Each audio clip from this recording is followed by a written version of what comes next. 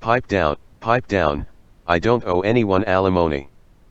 A TITSRUMP Co. Ltd. And associate letters to the editor editorial as you sit down and shut the hell up, then sit down and shut the hell up because it's time to set the record straight, stupid ass. Geez, folks. Geez. Some people are so sensitive. I got into the newspaper business sometime around 1919, with my first paper route working for that drunk dickhead at the Chicago Star. I was just barely 11 years old, but I was considering university, and that's why I started with a paper route and not on the newsroom floor. He told me, listen up, college boy, the rest of these dogs in the newsroom is dumber than a sack of hammers, but you, Ingoldt, you're going places. Attend school until you are 14 or 15 or some shit, and 100 years from now you will have your own newspaper, it'll be your name on that placard. It didn't take me half that long, it's only 1972, and looky there, the TITSRUMP Times is competing with every major newspaper in the country, or at least in Chicago, which is basically New York and Los Angeles stripped down to the important parts of a city such as commerce and immigrants and organized crime.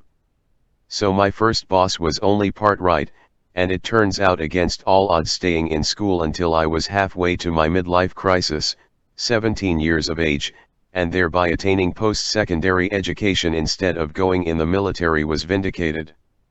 You know, they used to tell me, you're such a super senior, we might as well get you a damn cape, Tuts, to which I pointed out that the man was drunk on cognac during the day. He did throw a brick at me head, but anyone working on a newsroom floor knows how to roll with the punches. Nowadays, I'm his boss instead.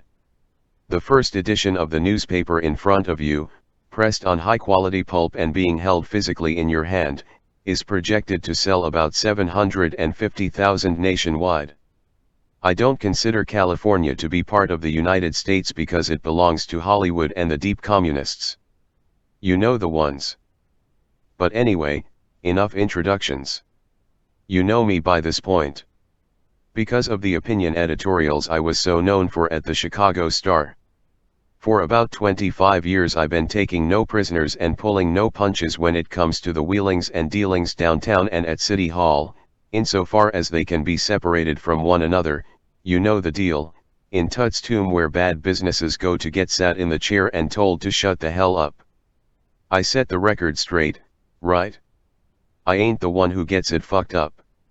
Forgive me for the profanity, I had a couple beers in excess of what is necessary for hydration in order to celebrate the completed typesetting for our first edition before I sat down at the computer here. I mean typewriter. So this is a doozy, folks. The situation. That drunk dickhead from the Star, I met up with him and his wife, and let's just say I had sex with his wife at the midpoint of the evening. He had fallen asleep in the signature lounge after a combination of too much gin and impact from when I socked him square in the level of his jaw after he made a remark of some sort that I didn't care for. She was nearly blinded by the gleaming of my wristwatch. I think that's why she didn't notice I'm still in my 60s, but again remember, this man was my boss and is thereby maybe 5 to 6 years older than me. Much to my surprise, I guess the gal was still spry enough to have a little one, because about 3 months later she elucidates to me she is pregnant. I told her I didn't know what that had to do with me, because she has a husband and we both know him, and at the time I was only indulging in tantra, and in order to sustain the dragon power you must never omit your seed. It was the 70s, folks, prohibition ended a long time ago and we never really took it that seriously in Chicago in the first place. Bear that in mind when I tell you what she said to me. Do you know what she said to me? All I remember is some whining and pissing and moaning about child support and my supposed drug habit, but I've been incredibly consistent about what you might be smoking if you think I ever took drugs in my life. No magic mushrooms, none of that bullshit. I hit a joint in college, yes, but I served my time for that and recall that I was the one who turned myself in. And if I can be that honest with you, you know I didn't father that child.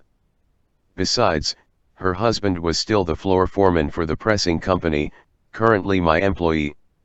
I know a social climber when I see them, It's the only type of woman who throws themselves at a man who is most likely going out the door more so than he is.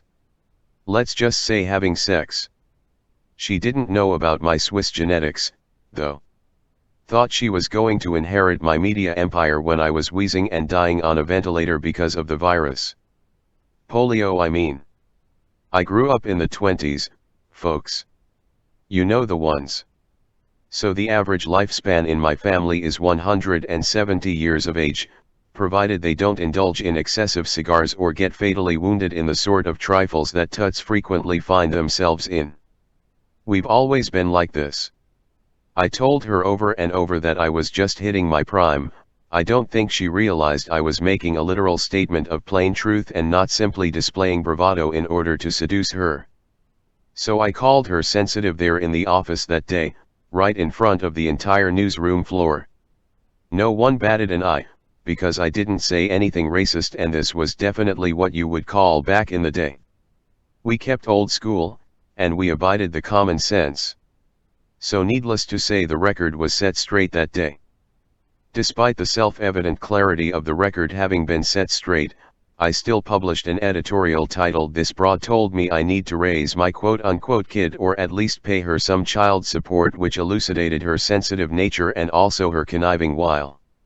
Sure enough, she materialized the resources to sue me. That had to be a blow in the stones for that old dickhead from the newspaper delivery route. In my article I implied that there may be a reason he liked to supervise young men on newspaper routes, and that the reason was that he was a homosexual. I did this so he wouldn't support her on the lawsuit, because people would assume he indulged in these things. It's the city, folks. These things do happen. They weren't Catholic, but I also slurred them by implying they were. We're both Swiss, so it was a bigger insult than you may expect, even though I have plenty of Catholic associates and even friends, provided they don't do the holy roller routine wearing all white suits and flicking water at my forehead. Most of them don't though. So in court, I pointed out that she should be suing the Star, and not old Ingoldt, because I was still writing as an associate of the Chicago Star. But after that, I said I never wrote any opinion editorial, ever, not in my life, and I didn't know if I did that I wasn't allowed to publish what they called slander or library, quote-unquote. Quote-unquote slander. Needless to say, I walked away without a dime to the courts, not counting the substantial bribe I paid to the judge and all of the jurors who were not women or Russians. Her man did accost me on the courthouse steps. I reminded him I was his boss as of that time, and if he wanted to manage the fleet he might have to concede that he was, at the very least, extremely sensitive, if he believed the article was about him and his little lady. I incanted for the first time what is the title of the op-ed you are now reading. Pipe down, I don't owe anyone any alimony.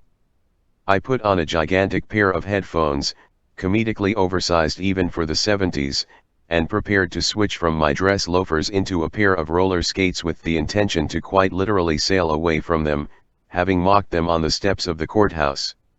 He smashed the side of me head with the broadside of a scimitar that I presume he obtained from the Zembo Mosque, that's the Shriners. I don't think they had come out with Islam by that time except the Scottish Rite version, and as a result I rolled down several steps before he laid my disoriented ass on the back of a skateboard, which he vaulted down the ambling handicane ramp of the courthouse steps. I hit my head like a son of a bitch, but was able to drink it off at the Signature Lounge with my buddies Bert and Jurgen later that night.